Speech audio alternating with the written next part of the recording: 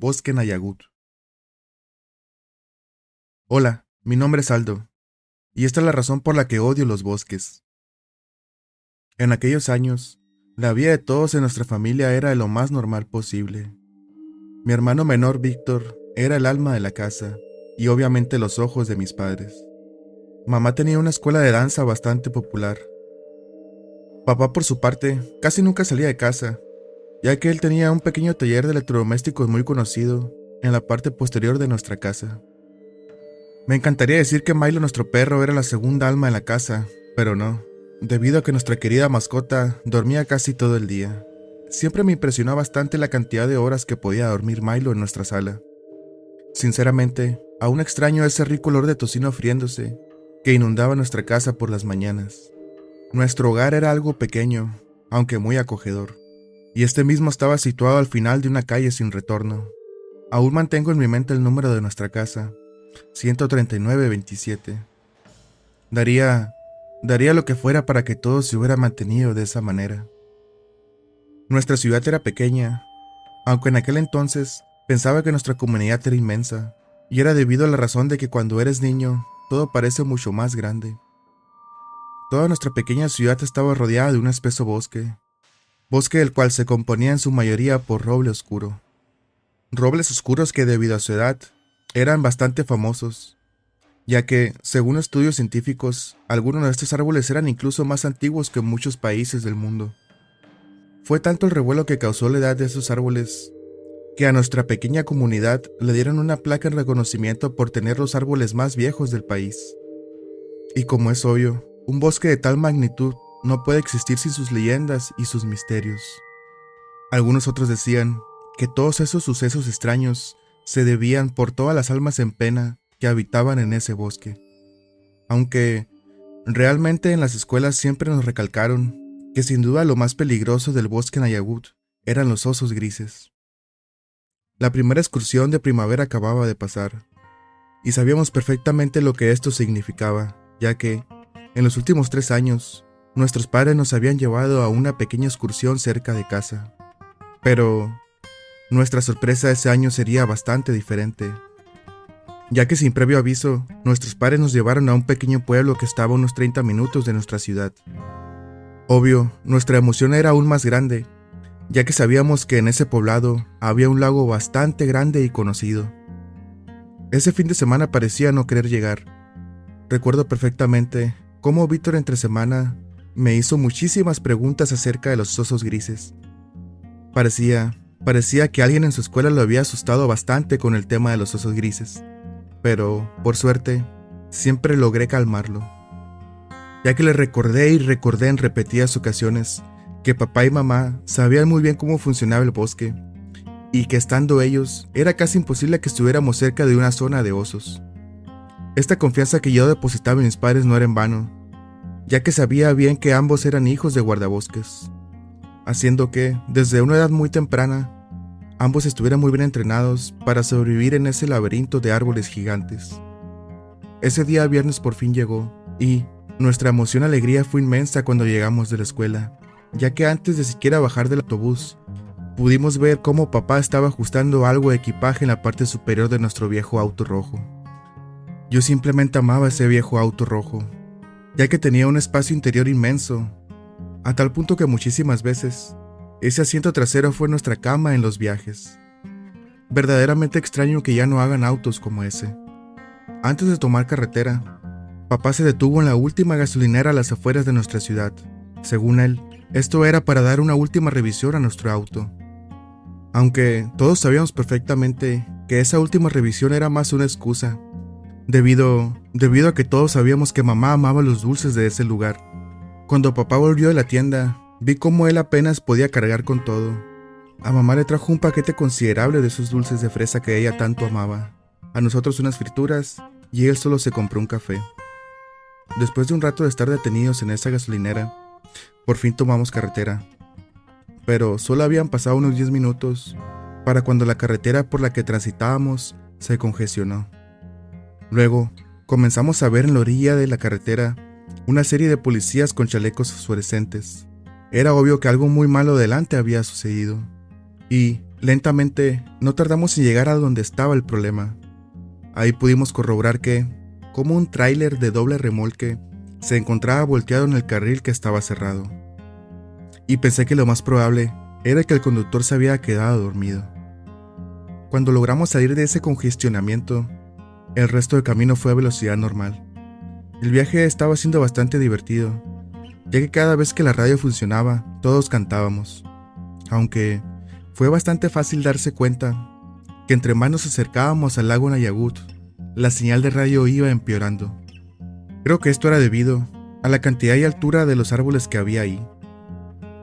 Luego miré a la orilla de la carretera un letrero que indicaba que solo nos faltaban 3 kilómetros más para llegar a ese lago. Para ese punto, era más que evidente que ya estábamos muy cerca de ese lago. Eso se debía a que en cualquier dirección que mirabas, solo podías ver una gran vastedad de árboles gigantes. Algunos minutos después, llegamos a una desviación y tomamos un estrecho camino de terracería. Casi al instante la oscuridad envolvió nuestro auto. Confieso que ese tramo era bastante sombrío. Debido a la altura y densidad de los árboles, la luz ahí era casi inexistente. Y por fin, después de algunos minutos en aquel oscuro camino, un letrero algo viejo y oxidado nos dio la bienvenida. Letrero que decía con letras amarillas: "Bienvenidos todos al lago Nayagut, el lugar familiar por excelencia". Papá rápidamente se estacionó y todos nos bajamos del auto.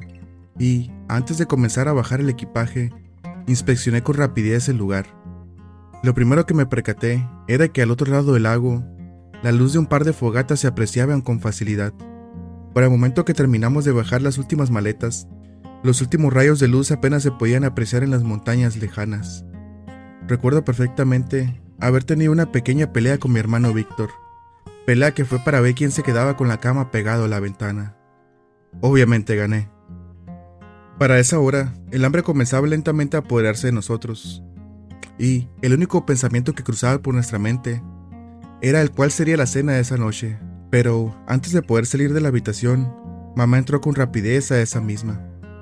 Como si hubiéramos estado haciendo alguna travesura, ambos nos quedamos en silencio viendo lo que ella hacía. Ella, sin decir nada y con rapidez, se dirigió directamente hacia nuestras maletas mal empacadas. Ella buscó y buscó, pero al ella no encontrar aparentemente lo que quería, dirigió su mirada a nosotros. Luego nos preguntó si de casualidad habíamos visto los radios portátiles. La verdad era que no, y cuando le respondimos a mamá de la misma manera, ella rápidamente salió de nuestra habitación. Nosotros hicimos lo mismo. Y al llegar a la sala, nos dimos cuenta que todas las maletas estaban abiertas y había ropa por todos lados. Vimos cómo ellos tenían una pequeña discusión acerca de los radios. Hasta que papá dijo que en la mañana iría al puesto de los guardabosques para ver si conseguía un par de radios prestados. Al parecer, y por lo que escuché en la cena de esa noche, los radios portátiles eran esenciales, sobre todo en esa zona del bosque, ya que, según ellos, por la gran cantidad de senderos y la densidad del bosque, era muy pero muy fácil perderse. Además, esa zona del bosque era bastante famosa, y no por buenas razones, ya que se decía que lograba confundir hasta los senderistas más expertos. Pero parecía que este fin de semana la suerte no estaba de nuestro lado. La siguiente mañana acompañé a papá al puesto de los guardabosques, pero raramente ahí no había nadie. Esperamos ahí mismo por más de una hora, pero nadie apareció. Luego papá dijo que lo más probable era que habían tenido alguna emergencia dentro del bosque. Al no poder conseguir los radios, regresamos a nuestra cabaña con paso lento y algo tristes, ya que sabíamos muy bien que ese día no habría excursión por la falta de radios. Tratando de levantar un poco el ánimo a papá, en el camino le pregunté si en vez de la excursión podíamos entrar a ese enorme lago. Pero él rápidamente me contestó que no, debido a que según él, en esa época del año, había un alga en el lago que causaba mucho pero mucho escozor al contacto con la piel. Llegamos a la cabaña, y para sorpresa de ambos, mamá estaba haciendo los últimos preparativos para la excursión. Está por demás decir cómo mi hermano Víctor estaba muy entusiasmado y más que listo. Papá, al ver toda la emoción de esa escena, no tardó en decir la mala noticia. Pero mamá ni siquiera se inmutó un poco al escuchar que no habíamos conseguido los radios. Luego, ella con una sonrisa en su rostro, preguntó a papá si él ya había olvidado todas esas excursiones que ambos habían hecho en sus infancias en ese bosque. Al escuchar esas palabras, papá se quedó en silencio por un momento. Luego respondió que recordaba muy bien las excursiones en ese bosque, pero aún así, diciendo él que no confiaba del todo en ese bosque, ya que era muy posible que los viejos senderos estuvieran cambiados. Vi cómo ellos discutieron un poco, pero al final mi madre ganó. Creo que la cara de emoción por la aventura de mi pequeño hermano Víctor fue la razón por la que papá no pudo decir que no. Rápidamente papá me mandó a mi habitación para que me alistara, pero antes de hacerlo, logré escuchar cómo él decía que no nos adentraríamos por nada del mundo en ese bosque. Después de alistarme y cuando salí de mi habitación, ahí escuché cómo papá preguntaba por su mochila de senderismo, a lo que mamá respondió rápidamente que esta ya estaba lista en el sillón de la sala. Salimos de nuestra pequeña cabaña y comenzamos nuestra caminata. Al principio el camino se me hizo familiar, por lo que le pregunté a papá hacia dónde nos dirigíamos, diciéndome él que pasaríamos de nuevo a la estación de los guardabosques, para ver si ahora sí teníamos suerte. Por alguna extraña razón, sentí que la temperatura había descendido algunos grados. Bastante extraño, la verdad, ya que para ese momento habían pasado un par de horas desde la primera vez que habíamos ido a ese lugar. Noté algo pensativo a papá, y mamá por su parte solo estaba concentrada en cuidar a mi hermano Víctor, debido a que Víctor estaba demasiado emocionado, y creo que ella temía que él tropezara con algo.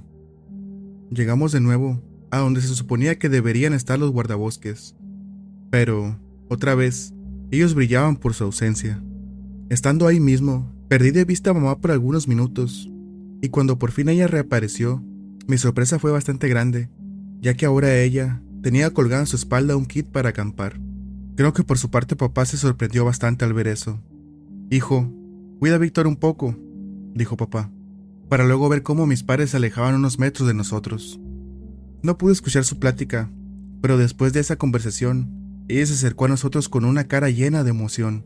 «Chicos», dijo mamá con voz emocionada, «convencí a su padre de acampar muy cerca de aquí por esta noche». Sinceramente, después de sus palabras no pude evitar emocionarme, aunque decir que Víctor estaba el doble de emocionado que yo es quedarse bastante corto. Luego miré cómo mi hermano comenzaba a saltar y saltar de la felicidad. Después, mamá lo levantó y lo tomó entre sus brazos. «Vamos, no hay tiempo que perder», dijo ella. Alistamos todas nuestras cosas y por fin tomamos un sendero. Casi al instante de poner un pie en ese sendero, logré percibir un ambiente denso y oscuro. Aunque, con el pasar de los minutos, y sumado con la emoción de acampar, tal densidad empezó a pasar desapercibida. Después de algunos minutos de caminata, logramos llegar a un claro.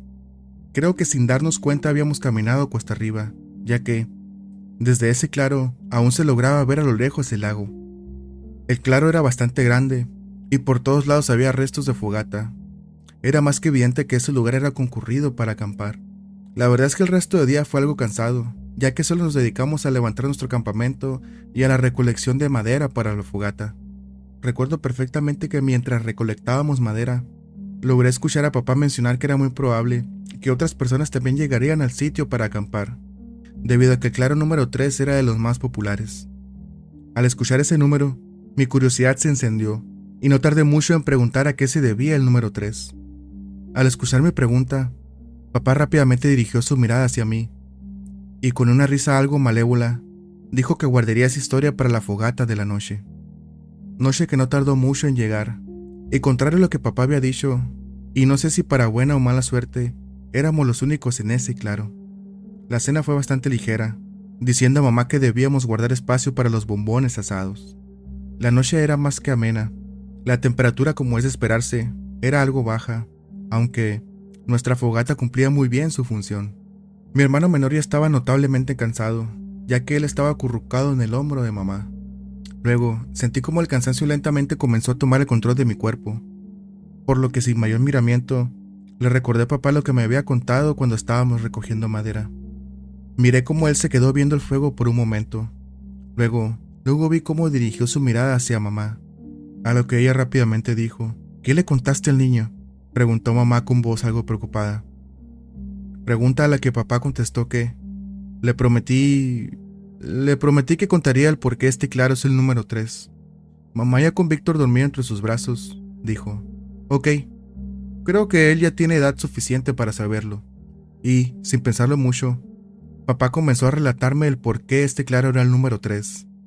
La verdad es que al principio creí que la historia solo estaba diseñada para asustar a los niños, pero conforme fue avanzando, me di cuenta que eso no era así, diciendo él que, desde hacía mucho tiempo atrás, los extravíos de grupos enteros de exploradores eran bastante comunes en esta zona, y que a través de los años, la gente les había atribuido esas desapariciones a diferentes causas.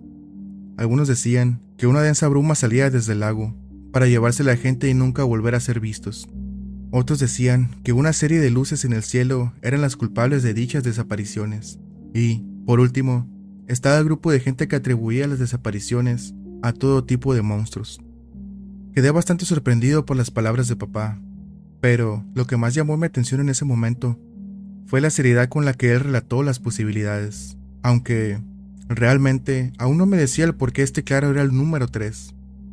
Pero, después de echar algunos leños más a la fogata, papá dijo, verás, hijo, este claro es el número 3, debido a que 3 grupos completos de excursionistas se han perdido en esta zona. Y, tal vez te preguntes, ¿qué clase de padres traen a sus hijos pequeños a un lugar como este? En ese momento no lo había pensado, pero esas palabras eran más que verdad. Ni siquiera había terminado de asimilar esas palabras, cuando papá dijo, en este bosque hay muchísimos claros, y créeme cuando te digo que este claro es el número más bajo que hay de todos. Era evidente que esa era la explicación del por qué había tantos rastros de fogatas en este claro, y creo que después de todo, nosotros estábamos en una de las zonas más seguras de ese bosque. La verdad es que en ese momento comencé a sentir una gran desconfianza, hasta que de repente y sin avisar y casi al unísono, mamá y papá comenzaron a reír bastante fuerte. Risas que tuvieron el suficiente volumen como para despertar a mi hermano Víctor asustado y sin saber qué estaba pasando. Verás, hijo, dijo papá con un tono burlesco.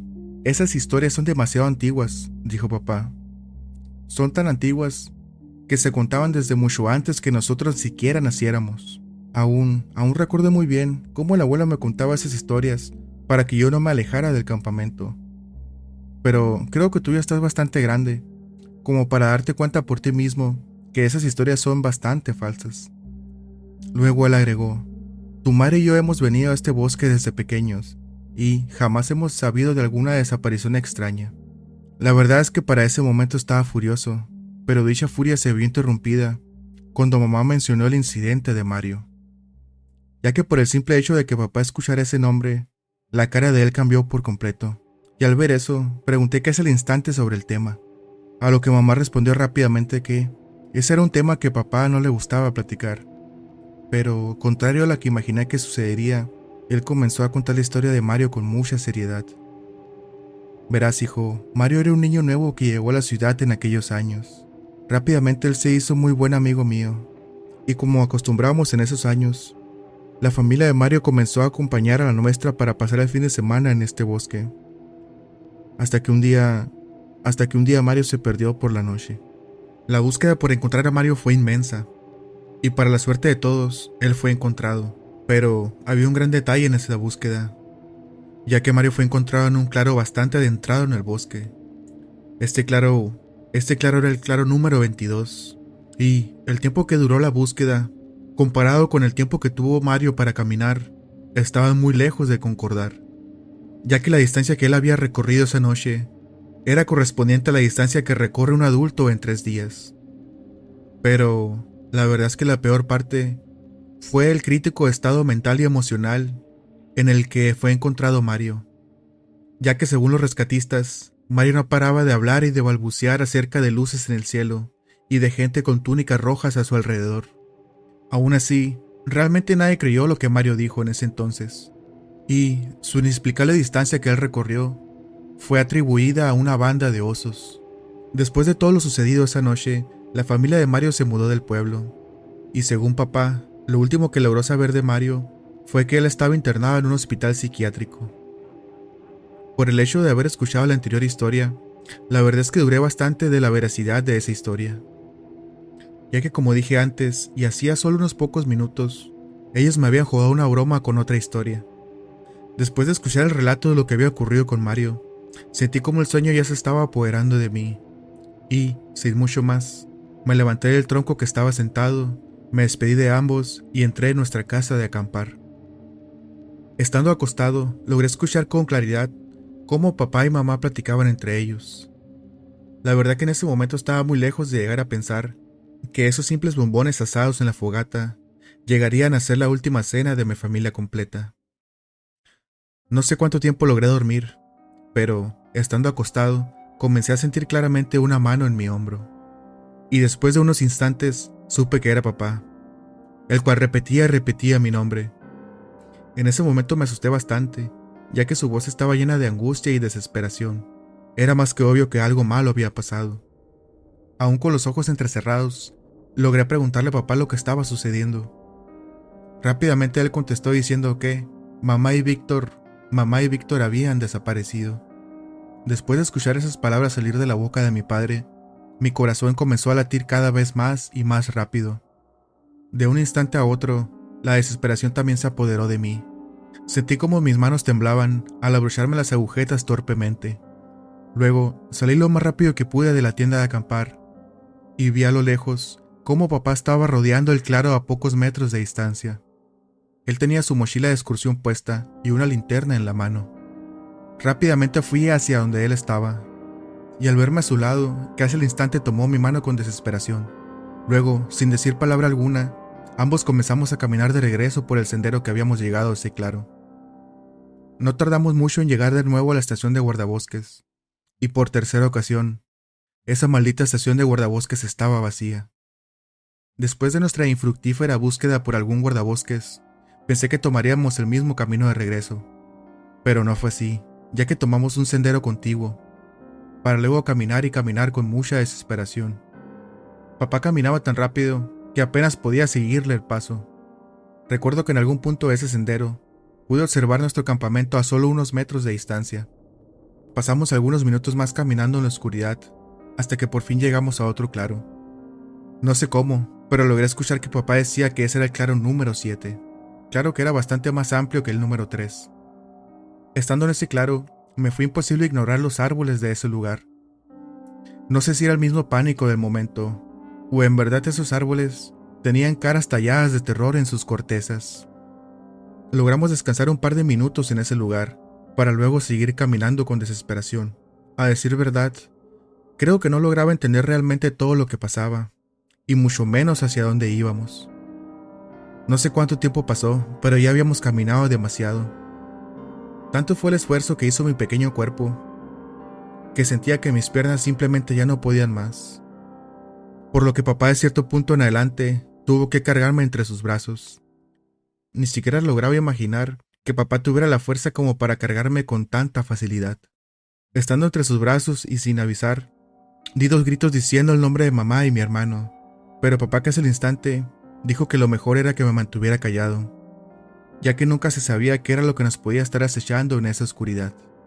Cuando papá terminó de decir eso, ambos comenzamos a escuchar un sonido familiar. Eran sollozos que se lograban escuchar a la distancia. Sin pensarlo, papá comenzó a correr sin parar, hasta que llegamos a un claro con un pequeño lago. Ahí fue cuando ambos pudimos ver el origen de esos sollozos, ya que justo en el medio de ese pequeño lago había algo con complexión humana, pero algo diferente. Tratando de explicarlo con palabras, solo puedo decir que esa cosa estaba sentado en el agua, y un par de segundos después de que papá lo aluzó con su linterna, una luz comenzó a brillar justo debajo de esa cosa, haciendo que nuestra vista de esa cosa fuera mejor. Ante tal ser, ambos nos quedamos congelados y sin poder decir palabra alguna. Luego, en un movimiento casi imperceptible, y sin dejar de ver esa cosa en el lago, papá me bajó de sus brazos. Temblorosamente busqué su mano. «Carajo», dijo papá con voz temblorosa. Creí que Artri solo era una maldita fantasía infantil, para después agregar con voz muy baja que si hacíamos lo que Artri indicaba, todo estaría bien, pero que por ninguna razón o motivo tratara de huir de ese lugar. De un momento a otro, los sollozos se detuvieron, Luego vimos cómo nuestro amigo de madera levantó la cabeza para vernos lentamente, si es que se puede decir que él nos estaba viendo, ya que en su rostro él tenía un par de cuencas oscuras en vez de ojos. Al ver lo macabro del rostro de esa criatura, apreté la mano de papá con todas mis fuerzas. Luego, miré cómo esa cosa lentamente comenzó a levitar en nuestra dirección. La verdad es que en ese instante pensé muy seriamente en salir corriendo. Estando a lo suficiente distancia, pude ver que era verdad, ya que el nombre de nuestro amigo de madera era Artri, nombre que pudimos ver cuando esa cosa solo estaba a un par de metros de distancia de nosotros. Decir que era raro estar en su presencia es quedarse corto. Era como si él tuviera brillo por sí mismo, y, a tan poca distancia, los detalles de su cuerpo eran evidentes. Él era prácticamente una persona de madera, que pareciera haber cambiado su humanidad por algo más. Su rostro era bastante abstracto, sus brazos eran muy delgados, muy similares a unas viejas ramas secas de algún árbol, y sus dedos lo eran aún más. Pudiera apostar lo que sea que sus piernas eran iguales, pero la verdad es que no las pude ver, debido a la posición en la que él estaba sentado. Antes de esconder mi vista en papá, lo último que pude ver fue un uniforme muy desgastado de color gris. Sinceramente no tengo la menor idea desde cuándo él había existido en ese bosque, pero me pareció aún más impresionante que su nombre bordado aún permaneciera en su ropa. También vi algunos rastros de arneses viejos colgados en sus hombros, pero el mismo miedo hizo que ya no pudiera seguir viendo. Cuando por fin aparté la mirada de Artri y escondí la mirada en papá, empecé a escuchar un sonido de agua cayendo. Tardé un poco en darme cuenta que ese era el único sonido perceptible en ese momento, debido a que parecía que alguien le había puesto pausa al ruido natural del bosque por la noche. Estuve escuchando el mismo ruido de agua caer, hasta que papá dijo: «Hijo, sube a mis brazos». Después de separarme un poco de papá, abrí los ojos, y ahí pude ver cómo Artri señalaba algo hacia la derecha. Cuando dirigí la mirada hacia donde él apuntaba, mi sorpresa fue más que grande, cuando miré como unas largas escaleras de madera estaban saliendo de ese pequeño lago. En definitiva, esas escaleras antes no estaban ahí. A simple vista creo que eran alrededor de 10 peldaños. «Vamos, date prisa y sube a mis brazos», repitió papá. La visión de esa escalera saliendo del agua hizo que ignorara las palabras de papá, pero él sin avisar y de un solo movimiento me levantó del suelo. Ya conmigo entre sus brazos, papá comenzó a caminar en dirección de las escaleras. Luego papá, con una voz casi imperceptible, dijo: «Espero que esto sea lo que él quiere». Miré hacia atrás para ver qué hacía Artri, y él simplemente estaba donde mismo, solo con la diferencia de que su cabeza nos estaba siguiendo con detenimiento lo que nosotros hacíamos. Sentí como papá subió el primer escalón, pero yo para ese momento no podía dejar de ver el profundo vacío de los ojos de Artri. Papá subió el segundo, luego el tercer peldaño, y ahí vi cómo Artri hizo algo diferente. Pude notar cómo Artri lentamente juntó ambas manos de madera. La posición de esas manos era algo que yo nunca había visto. Cuando papá subió el cuarto escalón, sentí mi cuerpo muy ligero, y finalmente, estando en el quinto escalón, un flashazo de luz blanca, igual al de las fotografías viejas, encandiló mi vista. Obviamente por reflejo cerré los ojos. Cuando abrí los ojos de nuevo, solo podía ver las siluetas de los árboles a mi alrededor. Pero cuando mi vista poco a poco se fue acostumbrando de nuevo a la oscuridad, me percaté que los sonidos del bosque habían vuelto. Pero hubo un sonido en especial que llamó fuertemente mi atención. Era el sonido de una campana. Este sonido era lejano y apenas perceptible. Papá me dejó en el suelo con mucha suavidad, y cuando por fin mis pies tocaron el suelo, me percaté que estábamos parados en unos escalones de tierra.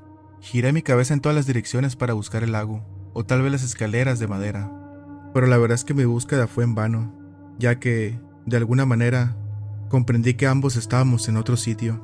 Hasta la fecha jamás entendí si Artri nos ayudó esa noche, o simplemente nos mandó a otro lado por diversión. «Vamos», dijo papá, subiendo el primer peldaño. Terminamos de subir por esos escalones de terracería, y lo que siguió después de esos escalones fue un sendero bastante estrecho. Entre más avanzábamos y avanzábamos por ese sendero, más presente se hacía el ruido de la campana. Después de una caminata de algunos minutos, por fin logramos llegar a un claro, y después de muchos años, ahí pudimos comprobar que Mario, el amigo de papá, decía la verdad. Ese claro era pequeño, y lo poco o mucho que puedo recordar es que era un círculo casi perfecto.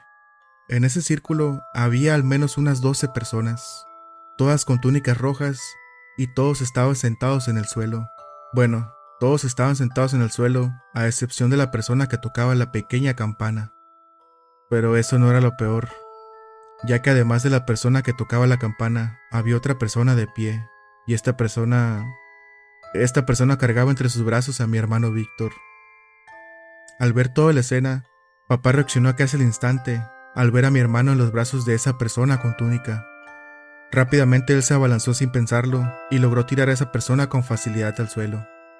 Todo en ese momento era muy pero muy raro, y creo que, para suerte de nosotros y por alguna razón, ellos no se habían percatado de nuestra presencia en ese momento. Pero, después de que papá tumbó a esa persona al suelo, la túnica reveló lo más escalofriante de ese momento. Sin explicación alguna, ambos nos dimos cuenta que era mamá.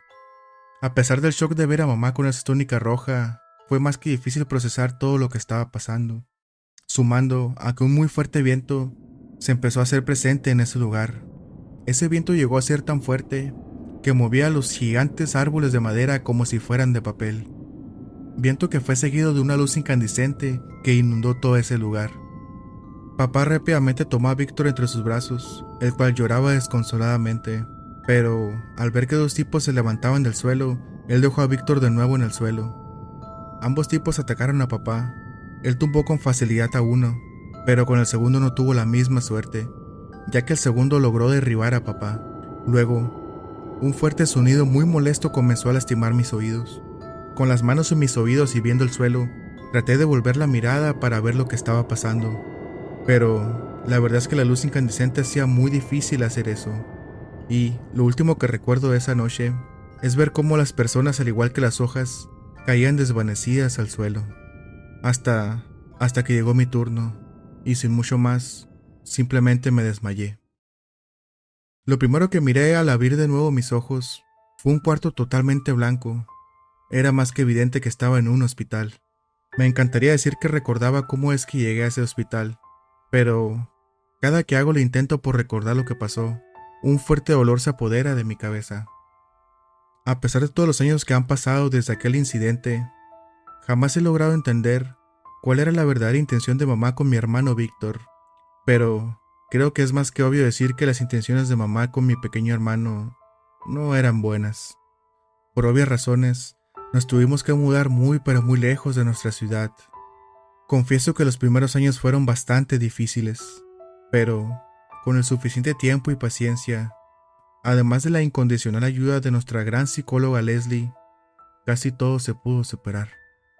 Aún así, y hasta el día de hoy, creo que papá fue el más afectado de los tres, y creo entenderlo, ya que debió ser durísimo que la persona en la que más confiabas resultara ser capaz de hacer algo como eso a uno de sus hijos.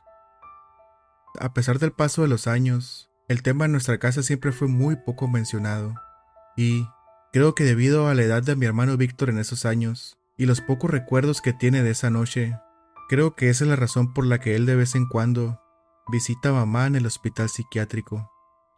Y como dije antes, creo que para su suerte él era muy pequeño en aquellos años, como para haberse dado cuenta del peligro en el que estaba esa noche.